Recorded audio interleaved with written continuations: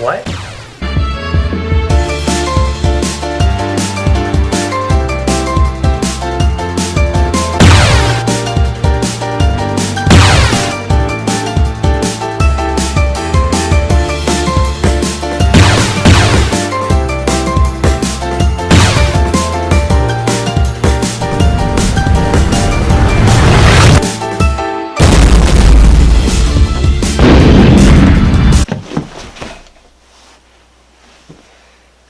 Oh, fantastic! so today we're going to talk about the disappointing finale to the Dead Rising tetralogy, Dead Rising 4.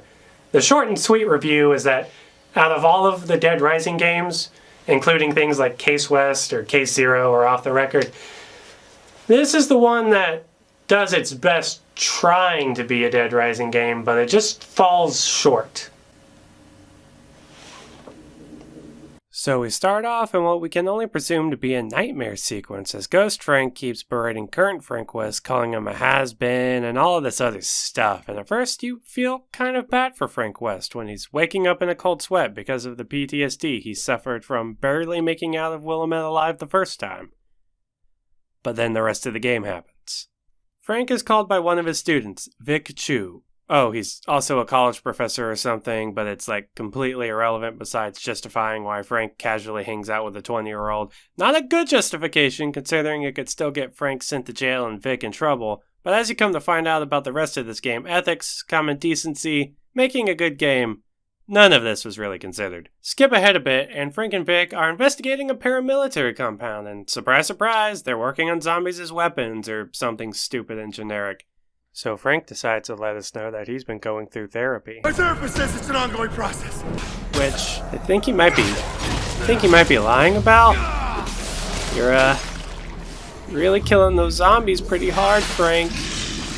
There's something you want to talk about? Vic eventually gets the compound alerted and leaves Frank West to take the blame because she thinks Frank is an asshole.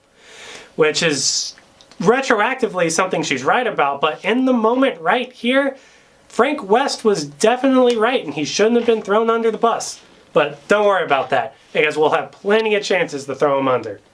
Plenty. So Frank West then becomes a fugitive running from the law, which becomes completely inconsequential, except to make this dumb Hank East escape scene happen and have fan favorite character Brad Park show off some of his nudes. Oh, heck yeah. And before we get into the meat of things, I think it only right to give everyone a quick recap of how the Capcom writing room must have been like during production. Okay, people, so what are some of your favorite things from the Dead Rising series as a whole? Particularly Dead Rising 1, since we're trying to go back to our roots with this game. I think that if we had more creative plots that don't just involve the government using zombies as weapons, I think that'd be unique. I think that's what the people are really into today. Right, of course. More creative plots that don't involve the government using zombies as a weapon or something. You got it. I want Frank West back, goddammit. He's a goddamn American hero. Ah, yeah. Frank West, definitely. Psychopaths. You know, psychopath fights they've always been popular. Okay, cool. Thank you, everybody. Now you're all fired, so get out of this office. And let's check the time.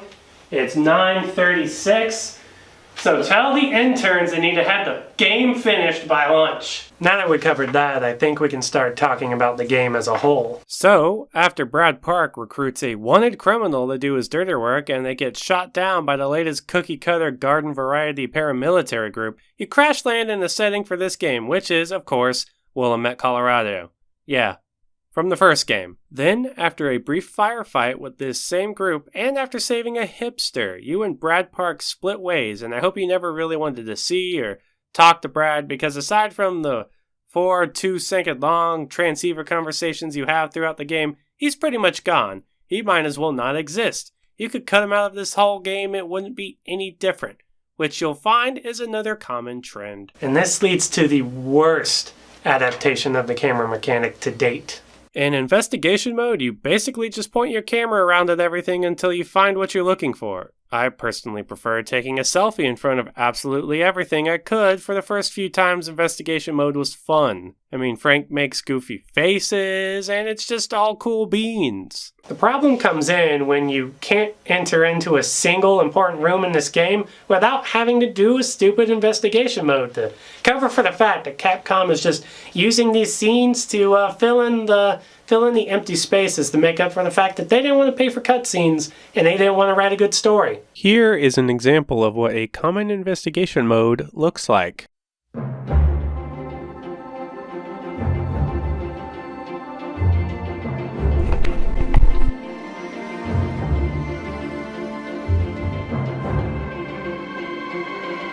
Fantastic! Fantastic! Fantastic!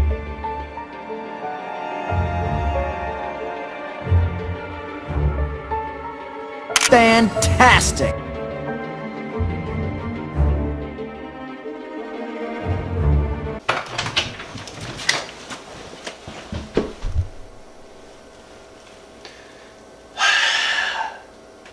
Investigation mode is now the new tedious thing because survivor missions basically don't exist except for the random encounters like the ones from Dead Rising 3, eerily like the ones from Dead Rising 3. Even survivors you save aren't very original anymore because they're all just snowman people or gingerbread people. It got to the point where I didn't even really bother rescuing survivors because there just wasn't any point.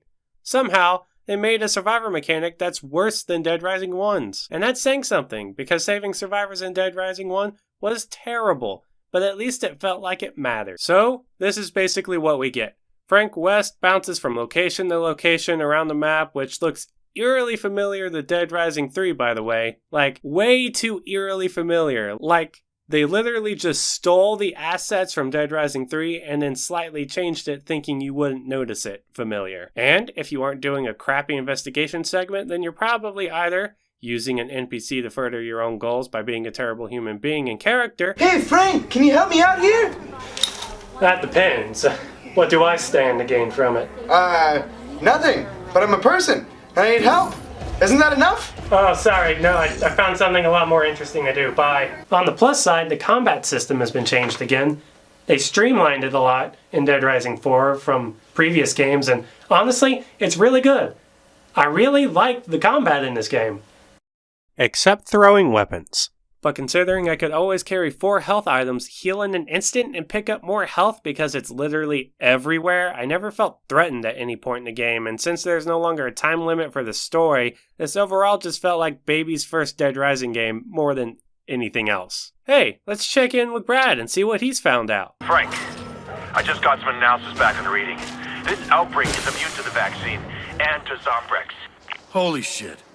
A new strain. An old one. Santa Cabeza old, so don't get bit. I'll take it under serious advisement. Here's another thing. This game does way too much telling and not enough showing. I would have loved to see a scene where Frank West encounters a survivor who had just been bitten and was freaking out. Then Frank picks up some Zombrex and tries to help him, but the guy turns anyway, and Frank barely manages to get out of the situation unbitten himself. But instead, they relegate this very crucial plot point to one of the rare transceiver conversations you have with Brad, which you might not even realize is happening since this is only like one out of the few that is worth mentioning because of how plot crucial it is. So blah blah, more boring investigations, more pointless fights, and more people calling Frank an asshole later. And we get to this Dead Rising game's big twist, which is that Dr. Barnaby, yes, the old guy from the first Dead Rising game, is responsible for the latest zombie epidemic happening here in Willamette because he was trying to achieve eternal life through zombieism all along. All along. Even from Dead Rising 1. Kind of ruins everything. Remember in Dead Rising 1 when he said he was trying to mass produce cattle? Well, instead of writing a new villain, or hell, even using an already well-established villain who had a major turnabout in Dead Rising 3 and utilizing her, Dead Rising 4 decides to retcon the silly but creative reason for the accidental creation of zombieism. And now it's just soaking in a big old pot of cliche batter. Now, before we go any further, I just want to talk about another aspect of Dead Rising games, which is always very big and very popular, and those were the psychopath fights. These were always fun, innovative fights with individuals who took a reasonable leap into insanity after the zombie apocalypse. One of my favorites being Cliff in Dead Rising 1, because along with being reasonably hard, he also had an emotional and sad reason for snapping and going crazy, which left me going, wow, these are real people. And even though that's varied among psychopaths and among games, no Dead Rising game does psychopaths worse than Dead Rising 4. They're all overly cartoony and uninteresting. They don't get cutscenes to introduce them anymore. They all have lame minions and they all are terrible. We've got lame Santa Claus, who I don't have footage for because I lost it. The Haunt King, who tries way too hard to impersonate an R.L. Stine book. Captain Black Friday Beard, which I have nothing to say about because the name says it all. And also the script on this fight is broken. Check this out. This woman, whose name I didn't catch because I beat her with literally 2 bullets in what I can only assume is a terrible nerds are weak joke, which... And last but not least, you have my favorite psychopath fight to date. Frank West literally murders a bunch of children with no reason or rhyme. This fight takes place at a junior high school. All the minions are football players, and their leader is a fist-fighting turkey mascot at a junior high school. There have been some bad psychopath fights. I mean, to this day, Joe Takes the Cake as probably the most even. But there is literally nothing worse or so horribly out of touch or so out of left field as killing children as a grown man with zero context. It's just a bar so low that the only person who could limbo under it would be Flat Stanley, and he's busy in Luxembourg or something. I don't know. And now back to your terribly written story. You explore Barnaby's apparently secret lab in Willamette, find out he's a secret crazy cat lover, and then discover that some random paramilitary captain caused this outbreak accidentally, and then turned himself into a mech-wearing monster you sometimes try and track down in this game. You fight the military commander of the generic paramilitary group, and she dies, which I don't really care about. And then you have to go and save an important NPC who Frank straight up abandoned last time that they met, so it's a wonder that he cares now. And then we get into the final act of the game, which is my favorite part, and not just because it was the end of my very long, very tedious suffering, but because it's legitimately decent. You track down the zombie monster mech man who's spouting out some Shakespearean nonsense to what I will affectionately call his children. You finish getting all the research and data you need from a hard drive that Monster Man had, and then get stopped by Vic, your student, at gunpoint. She was around too, but much like Brad and the survivor Hammond, Frank suddenly gave a crap about for no reason. She wasn't very important. Well, up until she steals the copy of the data you made, destroys the source, because that's smart, and then you have to chase her through the mall, which is decently difficult, leading to the final boss fight against Monster Man himself while Vic plays support in the background. This is a mech fight. This is awesome. That being said, it still has its problems. A. Monster Man can heal himself with electricity for no properly explained reason. I guess we have to assume it's because it's the mech suit. And B. You kill him using lightning, which doesn't line up very well with point A. And after all of this, you get a heartwarming and almost father-daughter moment with Vic. And I, as a player, had a fleeting moment of empathy, and I came to terms with Frank West, and I forgave him for being an asshole this entire game. And it was good. The moment doesn't last too long, though, as you have to escape Willamette with Brad and Vic, which once again leads to a very cool moment of the 3 of you holding off hordes of zombies while trying to get to the helipad. The music is great, the moment is intense. Every time we fight off zombies, I'm reminded of the old Flash game series The Last Stand, and Frank West doesn't make too many terrible jokes or choices at other people's expense. It's great, and it all leads up to the ending of all of you running to the helicopter. Brad and Vic make it there just fine, but Frank lags behind, probably because of the heavy cosplay armor I'm making him wear, and zombies grab his feet while he's trying to get onto the helicopter. And there are so many zombies clamoring on Frank, the copter can't lift off. So, in a surprising turn of events, this happens.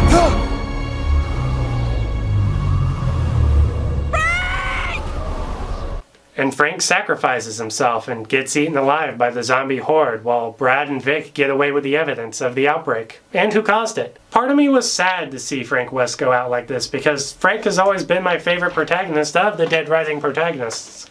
And there was always this one line I would constantly go back to whenever I was thinking that Frank West needs to be in another game. Take it. The world needs Frank West. It always left me wanting Frank to come back and to be the hero again, to finish the story, but then he does and he's literally a different person.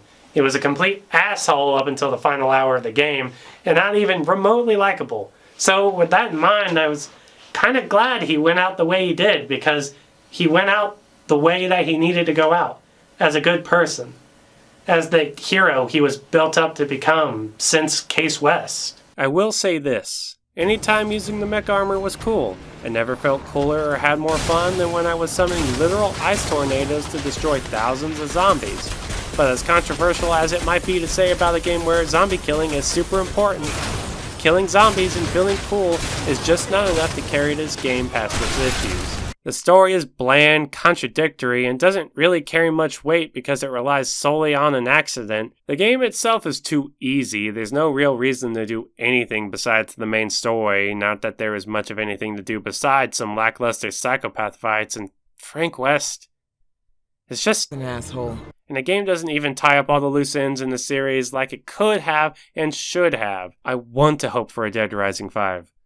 But not if it's going to be more of this. If this is the direction the Dead Rising series is going, then it needs to end here. It needs to end on a mostly good note. They had DLC for Dead Rising 4 called Frank Rising. That's okay. Frank is a zombie and you have to cure it while also trying to prove the government's responsibility in the creation of zombies. You have to play it like 50 times to actually get the good ending where you do that though.